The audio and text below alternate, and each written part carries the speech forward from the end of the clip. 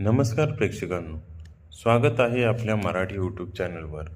आज आपण पाहणार आहोत पाणी पिण्याची योग्य सवय. बहुतेक लोक करतात या चुका. पहिलं, एकदम मोठ्या घोटांनी पाणी पिऊ नका. हळूहळू छोट्या घोटानं पाणी प्यायला पाहिजे. दुसरं, सकाळी उठल्या उठल्या पाणी प्यायची सवय लावा.